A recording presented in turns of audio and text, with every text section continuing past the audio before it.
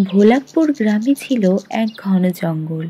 সেখানে সিংহ, হাতি, বানর, খরগোশ, পাখি সবাই মিলেমিশে থাকত। কিন্তু একদিন সেই জঙ্গলে এলো এক নতুন প্রাণী। নাম তার চালাক চাঁদ শিয়াল। চোখে তীক্ষ্ণ দৃষ্টি, মুখে মিষ্টি মিষ্টি হাসি, আর মনের ভিতর ঘুরপাক খায় হাজারো চাল। এই জঙ্গলটা তো বেশ সুন্দর।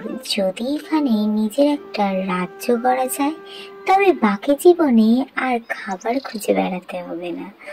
তবে তার আগে বোকাদের খুঁজে বার করতে হবে। শোনো সবাই, আজ সকালে পাখি রঙিলা খবর এনেছে পাশের গ্রামের মানুষেরা আমাদের নদী থেকে মাছ ধরছে, জলও নোংরা করছে।